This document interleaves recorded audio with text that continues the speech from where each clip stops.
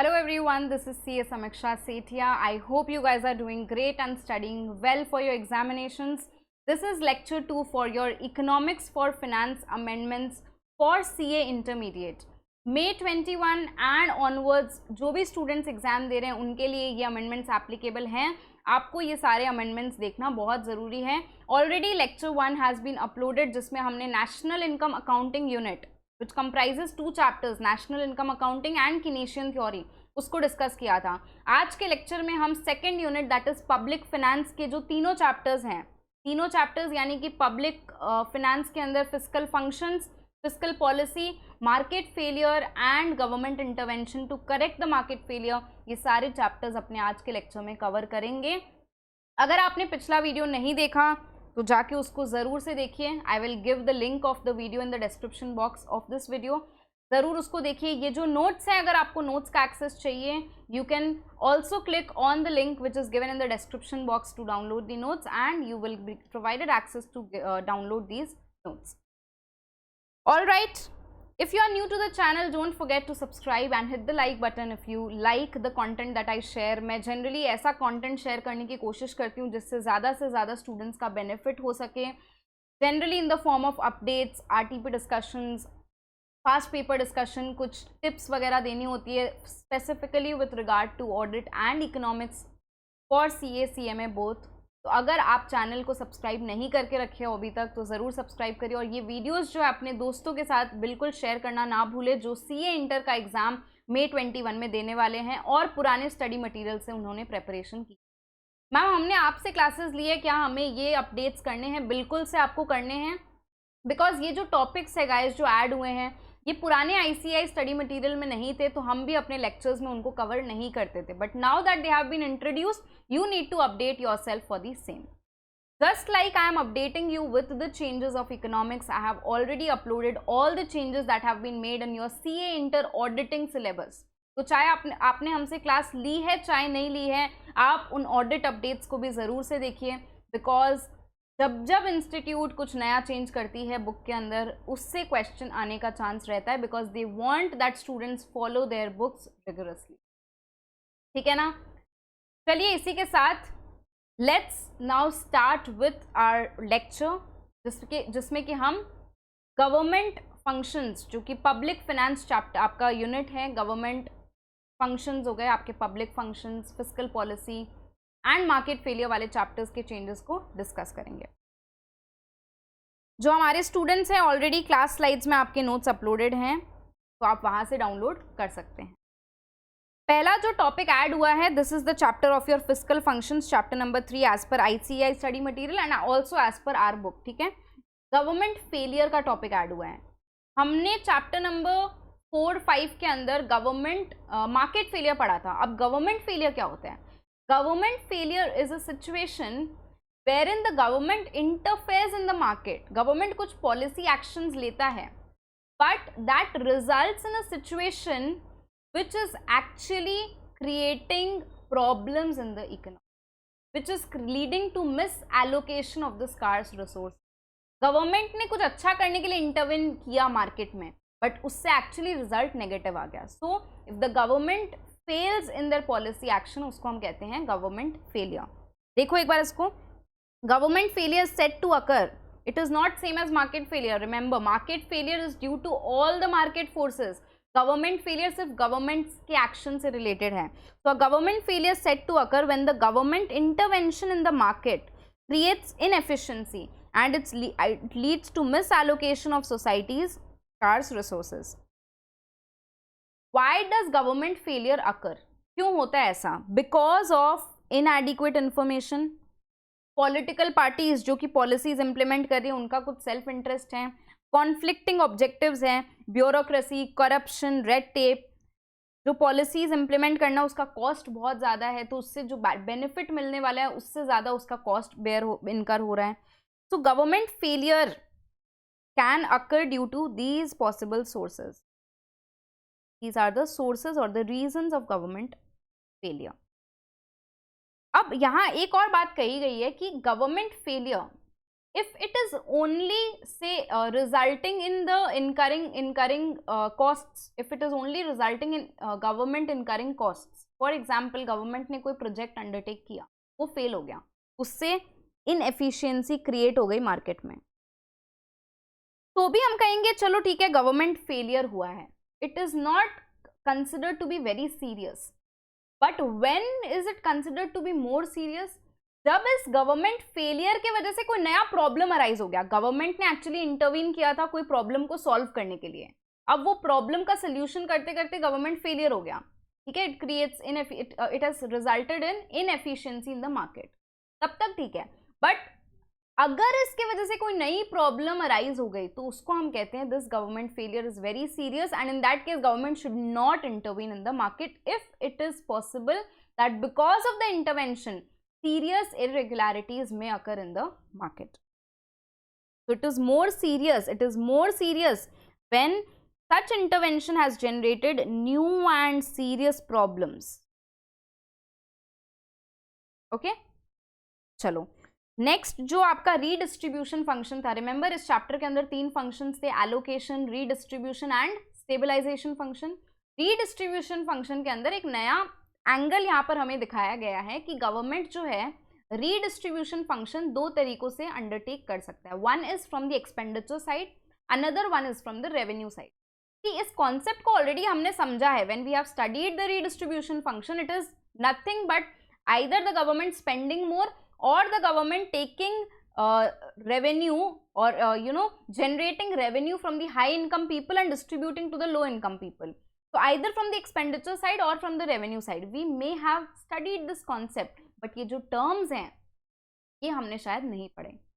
तो अब आपके सिंस 2-3 मार्क के क्वेश्चन आते हैं, तो अगर क्वेश्चन ऐसा पूछ लिया redistribution function from the revenue side, from the expenditure side, आपने अगर ये नहीं पढ़ा तो आप कंफ्यूज हो, ठीक है. तो यहाँ लिखा है governments can redistribute either through the expenditure side और through the revenue side. On the expenditure side government expenditure incur करके कैसे रीडिस्ट्रीब्यूशन करेगा? जो लो इनकम ग्रुप्स हैं उनको सब्सिडाइज्ड रेट्स पर फूड या फिर जो भी एसेंशियल आइटम्स है वो दिए जाएंगे, या फिर उन्हें लो कॉस्ट पे दिया जाएगा, लो प्राइसेस पे दिया जाएगा. That is from the expenditure side of the government. It is subsidising और providing facilities at low prices. जो भी पब्लिक सेफ्टी हो गई, सैनिटेशन हो गया, etcetera, it is providing at low prices. और रेवेन्यू साइड से अगर गवर्नमेंट को रीडिस्ट्रीब्यूशन करना है, what will the government do? What kind of policy? A progressive taxation policy. So higher taxes has to be paid by higher income groups, ठीक है, and it will be redistributed to the lower income groups again in the form of providing them, provision of services for them. For example, sanitation, education, health care वगैरह उनको कम subsidized rates पे दिया जाएगा. On the revenue side, redistribution is done through progressive taxation. तो ये हो गया free या subsidized expenditure side में खर्चा करते चलो लो इनकम ग्रुप के लिए. ये हो गया रिच के ऊपर हाई टैक्स लगाओ और फिर उसको रीडिस्ट्रीब्यूट करो to the low income group. Effective demand is determined by the level of income of the households and this in turn determines the distribution of real output among people.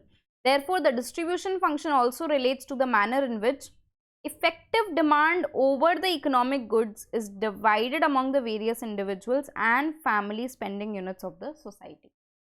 जिनका जो low income group है उनका of course demand would be low, तो जिनका effective demand is low उनके लिए अपने को ज़्यादा प्रोविजन करना है फॉर डिफरेंट सर्विसेज. बट जिनका इफेक्टिव डिमांड इज हाई उनके ऊपर प्रोग्रेसिव टैक्सेशन वाला सिस्टम अपने को लेवी करना है. तो ये 2 छोटे से एडिशंस थे इस चैप्टर के अंदर.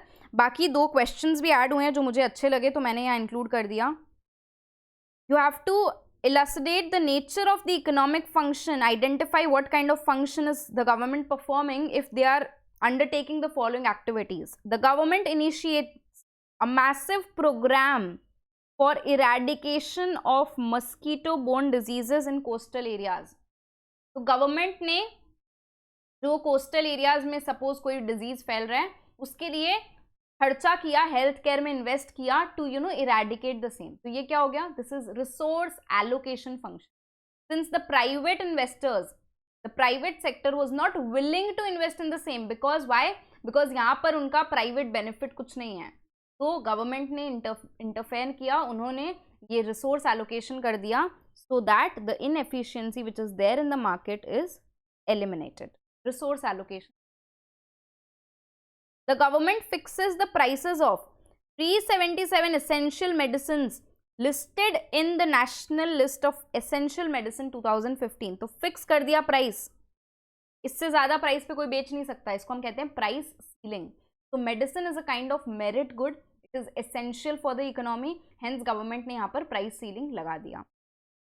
नेक्स्ट क्वेश्चन देखो, the government decides to levy up to ₹20,500 per flight from private airlines on major routes in order to fund an ambitious regional net connectivity scheme which seeks to connect smaller cities. तो जो major roots है, जैसे suppose metropolitan cities है, उनके ऊपर, उनकी जो airlines है उनके ऊपर गवर्नमेंट ने ये जो ड्यूटी है इसको लेवी कर दिया. और इसको यूज किस लिए कर रहे हैं? इसको यूज कर रहे हैं to fund a regional connectivity scheme, जिससे स्मॉलर सिटीज भी कनेक्ट हो. तो बेसिकली गवर्नमेंट क्या कर रहे हैं यहाँ पर? रीडिस्ट्रीब्यूशन फंक्शन कर रहे हैं, taking the resources from the areas जहाँ पर काफ़ी रिसोर्स ऑलरेडी है, रिसोर्स एलोकेशन है, and it is using the same to fund the areas, to fill in the gaps. Basically जो लो इनकम तो यहाँ नहीं कहेंगे, बिकॉज यहाँ पे किसी पर्टिकुलर सेक्ट ऑफ पीपल के लिए नहीं हो रहा है, पर जो मेट्रोपॉलिटन सिटीज़ ऑलरेडी डेवलप्ड है, जहाँ पर डेवलपमेंट की ज़रूरत नहीं है, अब वो स्मॉलर सिटीज को डेवलप करने की कोशिश कर रहे हैं. So they are rerouting the funds from there. तो रीडिस्ट्रीब्यूशन फंक्शन. अब इसकी वजह से हो सकता है गवर्नमेंट फेलियर भी हो जाए. There might be a possibility of government failure. It might create inefficiency in the market, because यहाँ पर जो प्राइवेट एयरलाइंस के ऊपर ड्यूटी लेवी की जा रही है उसकी वजह से हो सकता है इनएफिशिएंसी अराइज हो जाए. उनके ऊपर जो ड्यूटी लगाई जा रही है फिर वहाँ डिमांड कम हो जाए, मे बी ऐसा हो सकता है. तो इसकी वजह से गवर्नमेंट फेलियर में आकर. क्लियर? चलो नेक्स्ट हम लोग अभी डिस्कस करेंगे chapter number 4 and 5, market failure and government intervention. हमने क्लास में भी ये दोनों चैप्टर्स को एक साथ ही किया था. अगर आपने ICAI स्टडी मटेरियल से पढ़ा है तो आपको दोनों चैप्टर्स अलग अलग मिले होंगे, market failure and government intervention to correct market failure. हम यहाँ पर दोनों को एक साथ ही डिस्कस करें. अब देखो यहाँ पर मैंने एडिशन टू टॉपिक्स में बहुत सारी चीज़ें इंक्लूड की हैं, बट ऐसा मत समझो आप कि सब कुछ नया ऐड हुआ है. यहाँ पर कुछ कुछ क्लैरिफिकेशंस भी है. मतलब पहले हो सकता है बुक में एक टर्म लिखा होगा, से for example marginal private benefit, अब उसका डिटेल में थोड़ा सा इन्होंने मतलब एक्सप्लेन कर दिया है. ऐसा नहीं है that you do not know this, you already know this. If you are clear with the concepts, आपको पता है क्या होता है, but if it comes in the exam to write, you can use these words, you can use this language to write your answer. इसी के लिए मैं बस यहाँ पर इन चीज़ों को कवर कर रही हूँ. तो पहला जो टॉपिक में एडिशन है that is social benefit. Remember एक टॉपिक था social cost and private cost, external cost. वैसे ही एक नया टॉपिक यहाँ पर ऐड कर दिया सोशल बेनिफिट का. देखो एक चीज़ होती है प्राइवेट बेनिफिट, दूसरा होता है एक्सटर्नल बेनिफिट, तीसरा है सोशल बेनिफिट. प्राइवेट बेनिफिट मतलब जो प्रोड्यूसर्स हैं गुड्स एंड सर्विसेज के, या फिर जो कंज्यूमर्स हैं, उनको जो कंजम्पशन करके बेनिफिट मिलता है from the goods and services, उसको अपने कहते हैं प्राइवेट बेनिफिट. एक्सटर्नल बेनिफिट हो गया benefit to parties other than the actors in the transactions. Actors in the transaction मतलब प्रोड्यूसर्स या फिर कंज्यूमर. प्रोड्यूसर कंज्यूमर को छोड़ के किसी और को फायदा हो रहा है, वो उसको कहते हैं एक्सटर्नल बेनिफिट. सोशल बेनिफिट क्या हो गया? दोनों का combination. So social benefit are the total benefits accrued to the society as a whole from an economic activity. So social benefits can be defined as private benefits plus the benefits to third parties. जैसे कि अगर किसी transaction के अंदर किसी activity में there is positive externality, the economic activity is actually conferring benefits to a third party, तो उसको अपने कहते हैं पॉजिटिव एक्सटर्नलिटी, राइट. इससे क्या होगा? Social benefit would increase. Although मेरा इस कंजम्पशन से कोई बेनिफिट नहीं है, but to the society there is benefit. For example education, मैं इसको बताऊंगी अभी थोड़ा देर बाद वापस. Now some important terms in evaluating the effect of externalities. Marginal private cost क्या होता है? It is the change in producers total cost. देखो प्राइवेट वर्ड है तो प्रोड्यूसर की बात हो रही है. So change in the producer's total cost brought about by the production of an additional unit of good or service. It is also known as marginal cost of production. Simple. Marginal external cost क्या है? It is the change in the cost to parties other than producer or buyer of a good or service when one additional unit of good or service is produced. और marginal social cost क्या है? It is the change in the total cost to be borne by the society due to an additional unit of a good or service. इसको हम कहते हैं marginal social cost is equal to marginal private cost plus marginal external cost, MPC plus MEC. और वैसे ही marginal private benefit क्या होगा? Marginal private benefit is the marginal willingness to pay, marginal willingness to pay by the consumers. मुझे एक unit additional consume करने का क्या benefit हो रहा है? That is my marginal private benefit. Marginal external benefit is the change in the benefit to parties other than the producer or buyer of a good or service due to an additional unit. And marginal social benefit again MPB plus MEB, marginal private benefit plus marginal external benefit.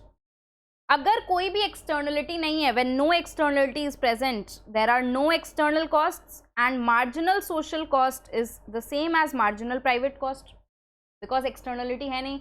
And again marginal social benefit is equal to marginal private benefit.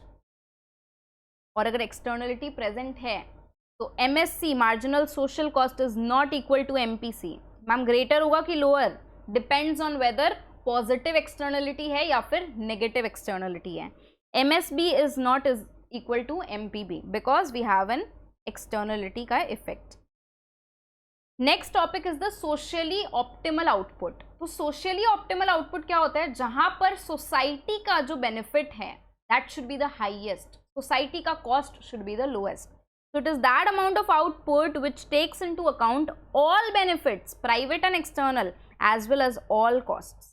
When we want to find out whether social efficiency is achieved or not, that is highest possible social benefits and the lowest possible costs. The condition for efficiency and optimum output is जितना marginal social benefit मिल रहा है, तो social benefit उतना ही cost लगना चाहिए. उससे ज़्यादा अगर cost लग रहा है that means it's not a socially optimal output.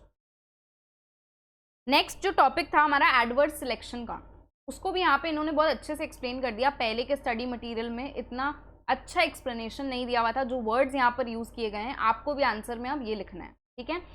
Basically पहले जो था वो एडवर्स सिलेक्शन के टॉपिक में असिमेट्रिक इन्फॉर्मेशन ज़्यादा घुसा हुआ था. अभी एडवर्स सिलेक्शन को इन्होंने समझाया. What is adverse selection? तो adverse selection it refers to any situation in which one party to a contract. आपको याद आ रहा है यहाँ पर हमने इंश्योरेंस कंपनी का एग्जाम्पल लिया था.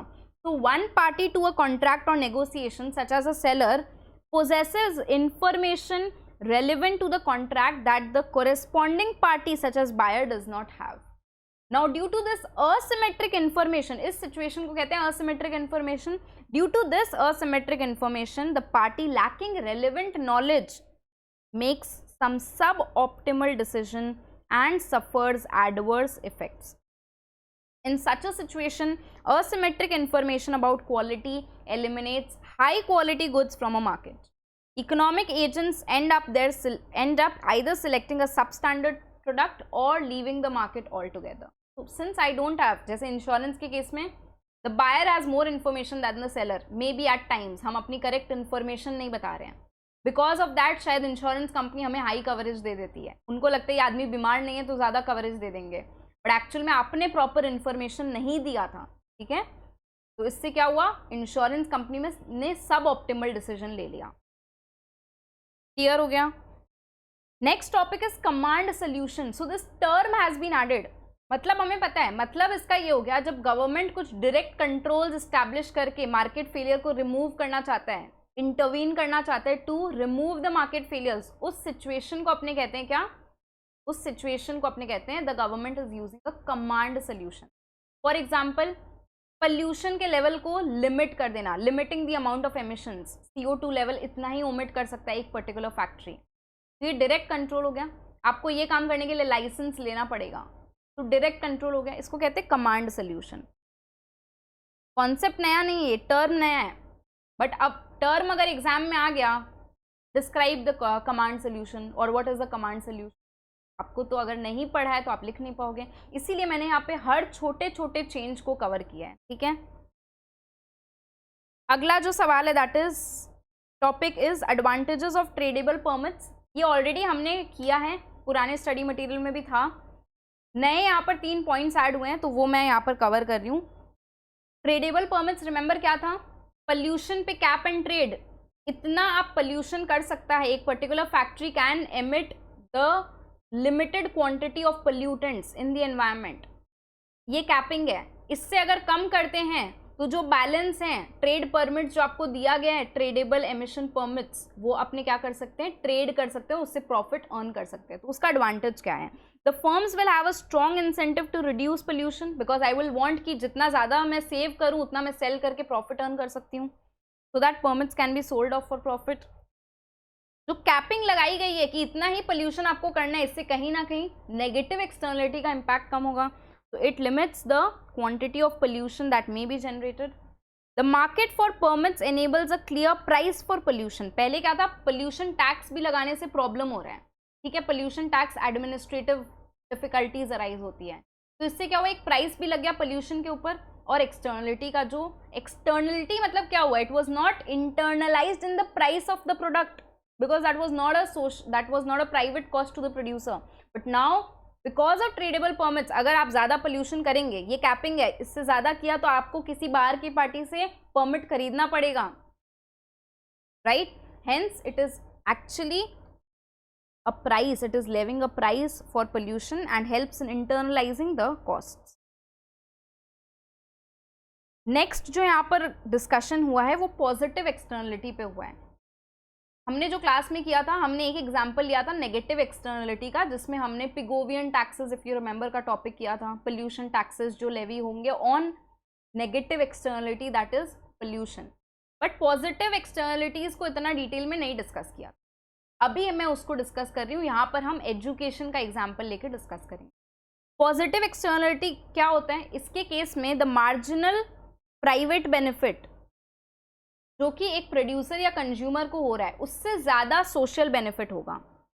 तो society wants these goods and services to be produced and consumed in the economy because social benefit is high.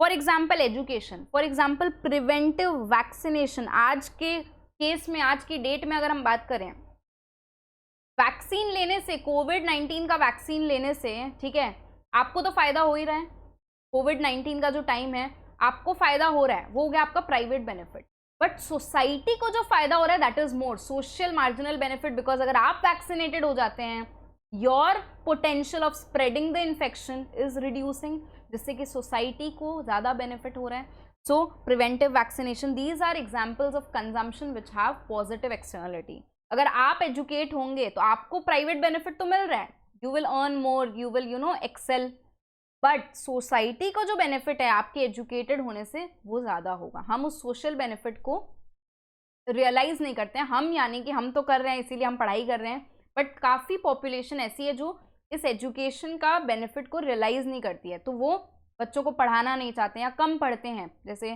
गरीब लोगों के बच्चे हो गए, वो इतना ज़्यादा नहीं पढ़ते, जो low income below poverty line वाले लोग हैं, इतना एजुकेशन में विश्वास नहीं करते क्योंकि खर्चा लगता है and they don't have that much to spend.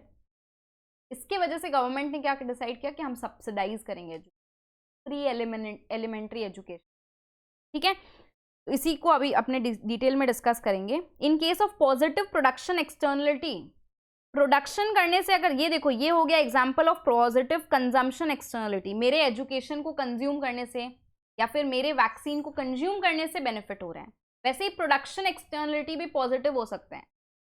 Research and development में आप खर्चा करो, प्रोडक्शन का पार्ट हो गया ना, तो उस केस में द मार्जिनल प्राइवेट कॉस्ट, जो प्राइवेट कॉस्ट है, it is less than the marginal social cost. अगर आप रिसर्च एंड डेवलपमेंट पे एडिक्वेट अमाउंट ऑफ एक्सपेंडिचर नहीं इनकर करोगे तो जो इम्प्यूटेड कॉस्ट होगा सोसाइटी के लिए वो बहुत ज्यादा है, तो you should actually do that. Health care में इन्वेस्टमेंट हो गया एक्सेट्रा। दो the positive externality is associated with external benefits, but फिर भी इसको हम मार्केट फेलियर में डिस्कस करते हैं। वाई? बिकॉज अगर इसके ऊपर एडिक्वेट ध्यान नहीं दिया गया तो it would lead to a situation of less than optimal output. For example, education को लेने से सोसाइटी का एट लार्ज फायदा होगा. अब आप कहोगे मैम ये मार्केट फेलियर कैसे हुआ? ये मार्केट फेलियर ऐसे हुआ कि अगर एजुकेशन पर एडिक्वेट अमाउंट स्पेंड नहीं किया गया, if people are not getting educated, in that case it would lead to an less than optimal output. अगर गवर्नमेंट ने इंटरवीन नहीं किया इसमें तो सोसाइटी से जो फ्री मार्केट में जो आउटपुट आएगा that would be less than what should be the socially optimal output which is desired for the benefit of the society. In a free market without government intervention there will be under consumption. अगर government free elementary education नहीं देती तो people who are not able to have 2 meals of a day, उतना भी income नहीं है, वो कैसे अपने बच्चों को पढ़ाएंगे? But since there is free elementary education, primary education free है इन आवर कंट्री, तो जो लोग नहीं भी अफोर्ड कर सकते at least primary basic level of education वो ले सकते हैं. और यही आप सोचो अगर गवर्नमेंट इंटरवीन नहीं कर रहा होता, इन that case what would have happened? Socially optimal output ये है बट एक्चुअल एजुकेशन ये होता. तो इस गैप को फिल करने के लिए गवर्नमेंट क्या कर रहे हैं? सब्सिडाइज कर रहे हैं एजुकेशन को. तो since positive externalities promote welfare, governments implement policies that promote positive externalities. When positive externalities are present, government may attempt to solve the problem through corrective subsidies to the producers aimed at either increasing the supply of the good or service or through corrective subsidies to consumer. So either corrective subsidies to producer or to consumers. यहाँ पर देखो एक example लिया गया education का, मैं सीधा आपको डायग्राम से एक्सप्लेन करती हूँ. ये एक सिचुएशन है पैनल ए में जो हम देख रहे हैं. ये वीडियो को देखने के बाद आप ये डायग्राम को खुद से बना के देखेंगे, ठीक है ना. एजुकेशन का ये क्वांटिटी है, यहाँ पर हॉराइजॉन्टल एक्सिस में क्वांटिटी ऑफ एजुकेशन है, डिमांड आप समझ लो कितना लोग कंज्यूम कर रहे हैं उसको, ये प्राइस है. This is the supply curve of education. Marginal private benefit जो लोगों को मिल रहा है जिससे कि डिमांड कर्व डिटर्मिन हो रहा है वो ये है. प्राइवेट बेनिफिट मुझे इतना ही मिल रहा है बट एक्चुअल में एजुकेशन का सोशल बेनिफिट इज हाई, मैंने ऑलरेडी बताया आपको. तो अगर हमें सोशल बेनिफिट का कर्व बनाऊं, this is marginal social benefit.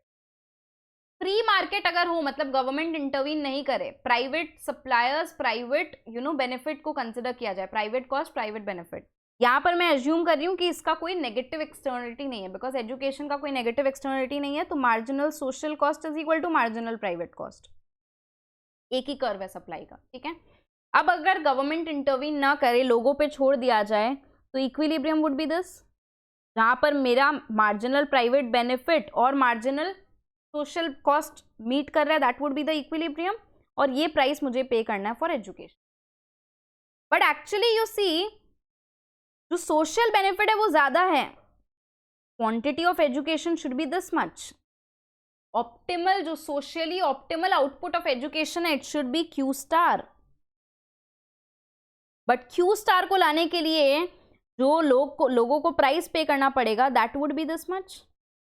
अब लोग उतना पे नहीं करना चाहेंगे. व्हाई? बिकॉज उनका प्राइवेट बेनिफिट कम है ना. प्राइवेट कंज्यूमर्स जो है वो अपना प्राइवेट बेनिफिट ही देखेंगे, ये ध्यान रखिए आप. सोशल का देखना है तो गवर्नमेंट को इंटरवीन करना पड़ेगा. So now what does the government do? Optimally desired output क्या है? Socially desired output is this, see है ये. तो ये जो गैप है between the price that is A B, इसको गवर्नमेंट को सब्सिडाइज करना पड़ेगा. Now this A B is equal to, यहाँ पर ये जो गैप है, तो गवर्नमेंट क्या करेगा, जितना आउटपुट लेवल डिजायर्ड है उतना को मीट करने के लिए government will provide a subsidy. इसको हम कहते हैं this is dead weight loss or welfare loss in the economy. If government does not intervene, this ABC would be the dead weight loss. Actual education should be this much, quantity should be this much. But government ने intervene नहीं किया तो इतना ही output मिल रहा है. Now second panel B में आते हैं. जब government intervene कर रहा है तब क्या हो रहा है? देखो, गवर्नमेंट जब इंटरवीन कर रहा है मतलब गवर्नमेंट सब्सिडी दे रहा है इतने अमाउंट की, लोग इतना अमाउंट देना नहीं चाह रहे हैं. तो अब अगर आप इतने अमाउंट की सब्सिडी दे रहे हैं, मतलब आप इतना क्वांटिटी ऑफ आउटपुट डिजायर कर रहे हैं, तो अगर लोगों पे छोड़ दिया जाता तो उनको प्राइस कितना पे करना पड़ रहा है? प्राइवेट वाले लोगों को पी स्टार ही पे करना पड़ रहा है. यहाँ पर पहले वो पीई पे कर रहे थे, देखो हाई पे कर रहे थे, अब गवर्नमेंट ने जब सब्सिडी दे दिया तो उनको पी स्टार पे करना पड़ रहा है, और ये एक्चुअल में प्राइस कितना आ रहा है? एक्चुअल में प्राइस तो पी आ रहा है। यू सी जो सप्लाई कर्व और डिमांड कर्व का इंटरसेक्शन है, this is the new equilibrium, desired social output जो हमने यहाँ पर मिला था, जो हमें यहाँ पर मिला था, बट इसके लिए तो प्राइस पी इनकर करना पड़ रहा है। तो ये जो गैप है, this level of A C, it is filled by the government, this is the amount of subsidy that the government is providing. Clear हो गया? यही इसी का पूरा एक्सप्लेनेशन यहाँ दिया हुआ है, you can go through this. तो ये एक इंपॉर्टेंट चीज थी जो नहीं ऐड हुई है, जो आपको बिल्कुल से देखनी है। This topic of positive externality, example जो एजुकेशन का है, इसका डायग्राम के साथ आपको प्रैक्टिस करना है, वेरी इंपॉर्टेंट। नेक्स्ट चैप्टर में मूव ऑन करते हैं, that is fiscal policy. Fiscal policy में यहाँ पर दो टॉपिक्स मेनली डिस्कशन हुआ है, दो टॉपिक्स का। One is government spending multiplier, जो ऑलरेडी हमने केनीशियन थ्योरी में भी किया है, ठीक है। दूसरा है टैक्स मल्टीप्लायर, एंड इन दोनों को मिला के there is balanced budget multiplier. चलो पहले मैं आपको स्पेंडिंग मल्टीप्लायर यानी कि गवर्नमेंट एक्सपेंडिचर मल्टीप्लायर रिवाइज करा देती हूँ। इसको हम फिस्कल पॉलिसी मल्टीप्लायर या केनीशियन और फिस्कल पॉलिसी मल्टीप्लायर भी कहते हैं। It represents the multiple by which GDP increases or decreases in response to an increase or decrease in the government expenditure and investment. Formula क्या था? मल्टीप्लायर का formula क्या था? 1/1 माइनस MPC, और we can say 1/1 minus MPC क्या है? MPS। तो अगर MPS ज्यादा है, लोग सेव ज्यादा कर रहे हैं, तो multiplier would be lower, because लोग सेव ज्यादा कर रहे हैं, इनकम के चैनल में आने नहीं दे रहे हैं, इंजेक्शन नहीं हो रहा है, ठीक है, लीकेज ज्यादा हो जा रहा है, in that case lower would be the multiplier. और अगर लोअर एमपीसी बहुत कम है, people are saving very less, injection ज्यादा हो रहे हैं, hence multiplier would be high.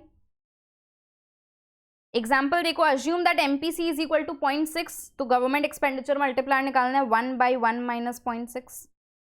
Next question, what impact would a 50 billion increase in government spending, this is your delta G, have on equilibrium GDP? तो अपने को delta Y by delta G पता है। Government expenditure multiplier is 1/1 minus B। यहाँ से आपको expenditure multiplier मिल गया, उसको मल्टीप्लाई कर देंगे विथ गवर्नमेंट एक्सपेंडिचर में increase, you will get the increase in equilibrium GDP। What about a 50 billion decrease in government spending? तो अगर डिक्रीज हो रहा है तो आपका आउटपुट भी डिक्रीज होगा, GDP would also decrease by how much amount? By again 50 into the multiplier. Clear? If country X has a marginal propensity to consume of 0, B is 0, that means everything is being saved. What is the value of fiscal multiplier? 1/1 minus B, that is 1/1 minus 0, which gives 1, that means there is no multiplier effect. Multiplier effect मतलब क्या हुआ? अगर income, अगर expenditure 1 से बढ़ा तो आपका income जो आउटपुट है वो 1 से ज्यादा बढ़ेगा, बट यहाँ पर कोई मल्टीप्लायर इफेक्ट नहीं है, जितना से आप एक्सपेंडिचर बढ़ाओगे उतना ही इनकम बढ़ेगा, ठीक है। अगला सवाल, average per capita income of country Y rose from 42,300 to 50,000, तो यहाँ से हमें क्या मिल जाएगा? Delta Y. And the corresponding figures for per capita consumption rose from this much to this much, इससे आपको मिल जाएगा delta C. Find the spending multiplier, again spending multiplier same, delta C, delta Y by delta C. Change in income due to change in consumption 1/1 minus B. The most important addition in this chapter is your tax multiplier. Very very important. Tax multiplier मतलब क्या हुआ? If government is increasing taxes और the government is decreasing taxes, what is the effect of on income? आप मुझे बताइए, general common sense लगा के बताइए, अगर गवर्नमेंट टैक्सेस बढ़ा देती है तो इनकम पे क्या इफेक्ट होगा? आप अपना ही सिचुएशन कंसिडर करो। आज आपकी इनकम 100 रुपए है, टैक्स गवर्नमेंट को 20 रुपए देना है, 100 माइनस 20, 80 आपके पास डिस्पोजेबल इनकम है, उसमें से मार्जिनल प्रोपेंसिटी टू कंज्यूम से 0.6 है, तो 0.6 इंटू 80 हम कंज्यूम करेंगे, उतना से ही इनकम इकोनॉमी में बढ़ेगा अगर एट लार्ज पिक्चर हम देखें तो एट लार्ज। सिमिलरली अगर टैक्सेस 20 से बढ़ा के 50 कर दिए जाए तो 100 minus 50 your disposable income would decrease and hence the increase in income would also decrease. तो टैक्स मल्टीप्लायर जो है वो एक नेगेटिव मल्टीप्लायर है। It actually reduces the increase in income. Income would definitely increase because जब जब consumption बढ़ रहा है तो आउटपुट तो इकोनॉमी में बढ़ेगा ही, बट कम लेवल से बढ़ेगा। ठीक है, चलो। Taxes are the most important source of revenue for governments. Tax as an instrument of fiscal policy consists of change in government revenues or in the rate of taxes aimed at encouraging or restricting private expenditure on consumption and investment. Taxes determine the size of disposable public income in the hands of general public, which in turn determines the aggregate demand. Aggregate demand y का function अगर मैं लिखूँ तो क्या है? C plus I plus जी। अगर closed economy की बात करूँ तो ये जो C है, C का फंक्शन क्या होता है? A plus B Y D, disposable income पे डिपेंड करता है। और डिस्पोजेबल इनकम क्या होती है? Y D is Y minus T plus transfer payments which is dependent on taxes. तो अगर टैक्स चेंज होगा तो डिस्पोजेबल इनकम चेंज होगा, जिसके वजह से कंजम्पशन चेंज होगा, hence aggregate demand would be affected. तो बहुत चेन रिएक्शन यहाँ पर होगा। अगर रिसेशन है इकोनॉमी में, रिसेशन या डिप्रेशन है, ठीक है, मतलब एग्रीगेट डिमांड कम है, there is a situation of deficient demand, तो गवर्नमेंट को क्या करना चाहिए? टैक्स बढ़ाना चाहिए कि कम करना चाहिए? मैम टैक्स तो कम करना चाहिए, जिससे क्या होगा? अगर टैक्स रिड्यूस होगा तो लोगों के हाथ में ज़्यादा इनकम रहेगी, इनकम ज़्यादा रहेगी तो कंजम्पशन ज़्यादा होगा, जिससे आउटपुट ज़्यादा होगा। सिमिलरली अगर इन्फ्लेशन है, एग्रीगेट डिमांड बहुत ज़्यादा इकोनॉमी में, कर्ब करना है उसको, तो क्या करना होगा? New taxes need to be levied, rates of existing taxes should be increase. ये हमने ऑलरेडी पढ़ा है, रिविजन हो रहा है, ये चीज़ें रिवाइज करा रही हूँ मैं, ठीक है। टैक्स पॉलिसी क्या होगी रिसेशन और उसमें, और डिप्रेशन के केस में और इन्फ्लेशन के केस में।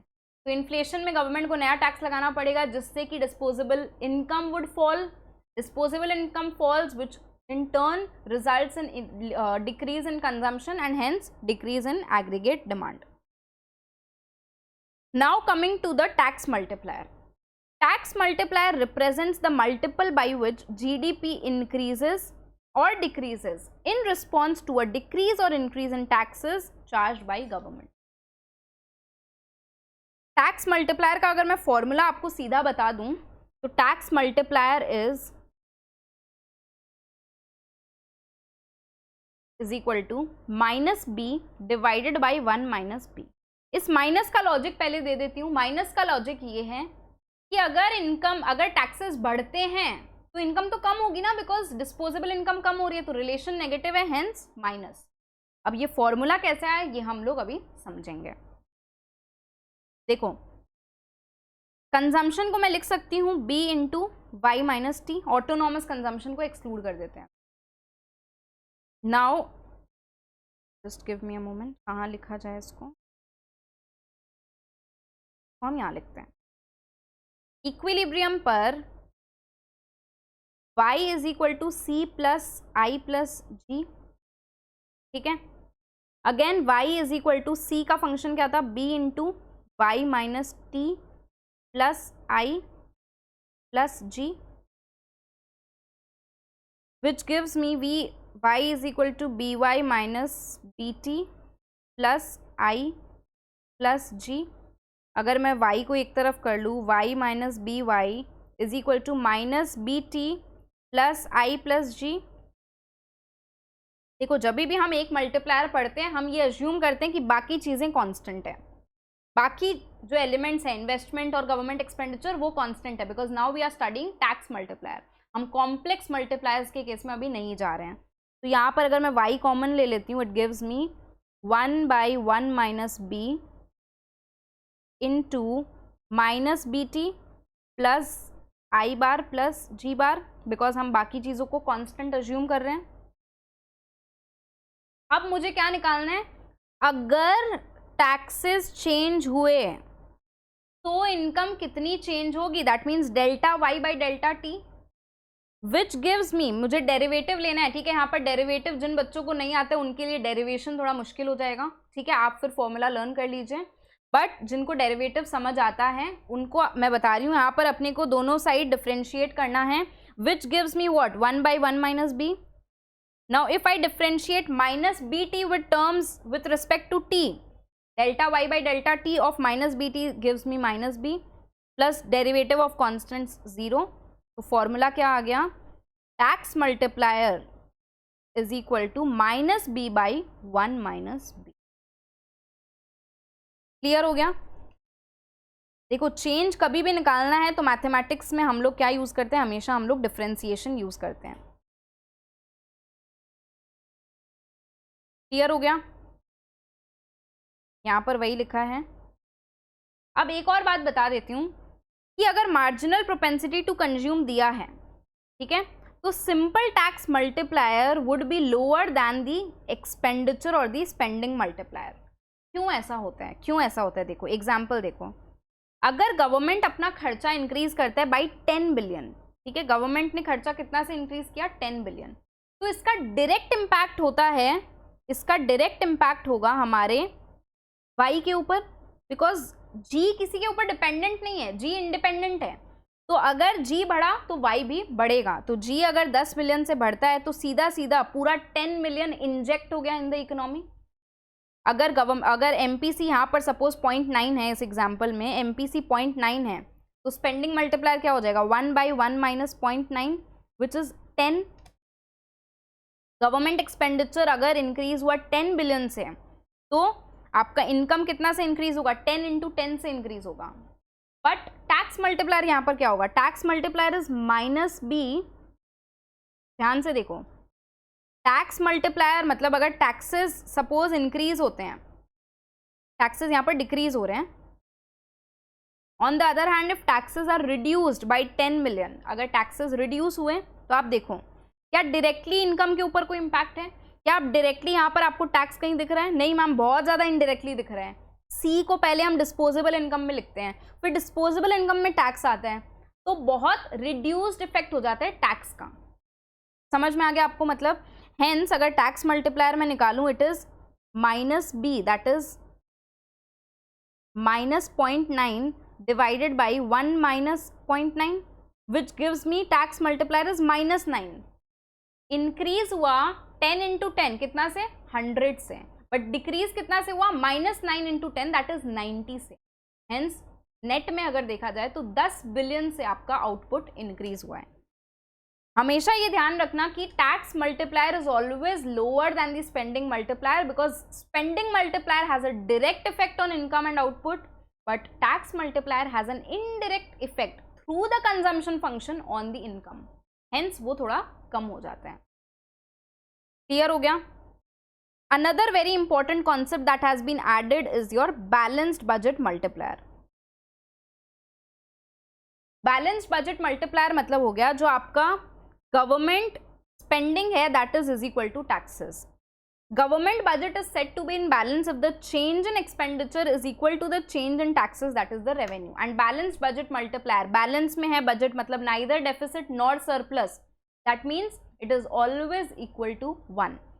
Government, this balanced budget multiplier is nothing but the summation of your government spending multiplier and the tax multiplier. Government spending multiplier का फॉर्मूला क्या था, 1/1 minus B, plus tax multiplier का formula क्या था, minus B plus 1 minus B. दोनों को अगर मैं ऐड कर दूं तो 1 minus B by 1 minus B, it comes to 1. तो balanced budget multiplier is always equal to unity. Question देखो, what would be the impact on GDP if both government spending and taxes are increased by 5 billion when MPC is 0.9. तो MPC 0.9 है, दोनों चीजें increase हो रही है same amount से, delta G is equal to delta T, that means balanced budget. Balanced budget तो हम पहले गवर्नमेंट स्पेंडिंग मल्टीप्लायर अगर निकालते तो वो 10 आएगा. चेंज इन गवर्नमेंट स्पेंडिंग क्या, चेंज इन इनकम क्या होगा, due to change in expenditure would be 50 billion. Again tax multiplier निकालू तो 0.9 आएगा. Decrease in tax, decrease in your income कितना होगा, -9 इंटू 45, दैट इज 45 बिलियन से कम होगा. नेट में देखा जाए तो 50 माइनस 45, 5 बिलियन से आउटपुट विल इंक्रीज. 5 बिलियन ही अपनों ने क्या किया था, 5 बिलियन जो है टैक्स भी बढ़ा था और गवर्नमेंट स्पेंडिंग भी बढ़ा था, तो उतना से ही बैलेंस बजट मल्टीप्लायर भी यहाँ पे निकाल सकते थे, because delta G is equal to delta T, balance budget multiplier 1 आता, 1 into the change in the taxes और the expenditure is equal to the change in your income. Clear हो गया? कुछ एप्लीकेशन ओरिएंटेड क्वेश्चंस इसमें add हुए हैं, वो एक बार देख लो। The government of country X, an underdeveloped country having a severe problem of unemployment of labor, embarks on a massive development program. It has recognized the imminent need for boosting up investments to take the country to a higher than average growth trajectory. क्या क्या steps government ने लिए? Invited tenders for a huge network of highways, solar energy generation, communication, बहुत सारी investment की infrastructure में. Large number of schools throughout the country. Research grants for universities and private research institutes. Announced a number of free healthcare programs. All citizens assured of social security. Increase in payments under existing social security schemes. तो आप देख रहे हैं government क्या कर रहा है, expenditure बहुत बढ़ा रहा है, टैक्स एग्जेम्पशन भी दे रहा है. Tax exemption limit is raised for individuals, instituted progressive taxes with higher marginal rates and increased corporate taxes. ये सब गवर्नमेंट ने मेजर्स लिए. Very soon the prices started spiralling and there was general unrest among people, especially the poor. Questions क्या देखो, analyse each of these measures from a fiscal policy perspective. तो government basically यहाँ पर कौन सा function undertake कर रहा है, रीडिस्ट्रीब्यूशन फंक्शन, ठीक है, and resource allocation function. Resources allocation कैसे कर रहा है, स्पेंडिंग अपनी बढ़ा रहा है ना, डायरेक्ट स्पेंडिंग डायरेक्टली यहाँ इन्वेस्ट कर रहे हैं, और redistribution function by this point number 7, levying higher taxes on the high income group and then redistributing it. तो इससे redistribution function is being undertaken by the government. Question, next question है, why did the overall prices rise. Government इतना खर्चा कर रहा है लोगों के ऊपर, तो ओवरऑल जो आउटपुट है that is increase, overall demand जो है वो इंक्रीज हो रहा है, बिकॉज खर्चा कर रहा है मतलब लोगों के हाथ में the income to spend is increasing, hence aggregate demand is rising. But employment, full employment level पे अगर आउटपुट है तो वो तो कांस्टेंट है, that is not increasing, supply is not increasing, hence inflation is taking place. Demand ज्यादा है, output कम है, inflation is taking, that is why prices are spiralling. What policies do you suggest to solve the problem of price rise? Government को stabilise करना चाहिए. यहाँ पर क्या हो गया, यहाँ पर इकोनॉमी है अनस्टेबलाइज हो गई.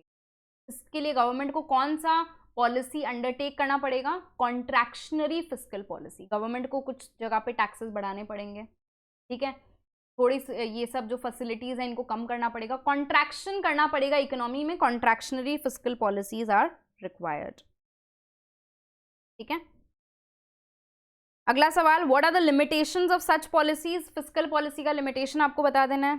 लैग्स है, ठीक है, इम्प्लीमेंटेशन में लॉन्ग जेस्टेशन पीरियड है, politically unviable to reduce expenditure etcetera. तो भी हमने प्रॉब्लम्स पढ़ी थी in the implementation of fiscal policies. Next question देखो, suppose that the increase in government spending is by 5 billion. Assume that MPC is equal to 0.6. What would be the government expenditure multiplier? 1 by 1 minus 0.6. What impact would a 5 billion increase in government expenditure have on equilibrium GDP? तो आपको delta y निकालना है, which is nothing but delta g into the multiplier. Same next question है, consumption function दिया है, C is equal to 50 plus 0.75 YD, investment दिया है, expenditure दिया है गवर्नमेंट का, ट्रांसफर पेमेंट्स दिया है, इनकम टैक्स दिया है. Calculate the equilibrium of income and the value of expenditure multiplier. Again see, यहाँ पर प्रोपोर्शनल इनकम टैक्सेस है. कीनीशियन थ्योरी में मैंने आपको बताया था प्रोपोर्शनल इनकम टैक्स होता है तो फॉर्मूला मल्टीप्लायर का हो जाएगा 1 by 1 minus B into 1 minus t. But sadly institute ने इस क्वेश्चन में जो एक्सपेंडिचर मल्टीप्लायर का फॉर्मूला है उसको पुराना ही रखा है, 1 by 1 minus b, which is a mistake from their side, ठीक है. तो इक्विलिब्रियम इनकम यहाँ हम निकाल लेंगे, YD के जगह हम सब्सटीट्यूट करेंगे Y minus tax plus transfer payments. Accordingly we will compute the equilibrium level of income which is coming to 432.50. देखो मैं यहाँ पर सॉल्व नहीं कर रही हूँ क्वेश्चन, सोल्यूशन दिया हुआ है, क्वेश्चन सॉल्व करने जाएंगे तो क्लासेस बहुत लंबी हो जाएगी, विच आई डोंट वांट। आप इसको खुद से प्रैक्टिस कर लेंगे, कॉन्सेप्ट मैंने आपको दे दिया है। एक्सपेंडिचर मल्टीप्लायर देखो यहाँ पर जो दिया है वो इंस्टीट्यूट का सोल्यूशन है। Actual formula would be 1 minus 1 by 1 minus B into 1 minus t, where t is equal to 0.2। ठीक है, तो मैं इस सोल्यूशन को एज इट इज रहने दे रही हूँ बिकॉज ये इंस्टीट्यूट ने यहाँ गलती की है, मैं मार्क करके आपको बता रही हूँ। आपको एग्जाम में दोनों सोल्यूशन करके आ जाने हैं। आपको पहले ये मल्टीप्लायर निकाल देना है, ऑल्टरनेटिवली आपको दूसरा एक्सपेंडिचर मल्टीप्लायर जो गलत किया है इंस्टीट्यूट ने वो भी निकाल, assuming that we are not considering the effect of proportional taxes. Clear? So this brings us to the end of today's lecture, जहाँ पर हमने पूरा डिस्कशन आपके यूनिट 2 का कर लिया है। नेक्स्ट लेक्चर के अंदर मैं आपको नेक्स्ट यूनिट्स का जो है चेंजेस अमेंडमेंट्स वो कवर करा दूँ। Okay, thank you so much everyone, bye bye.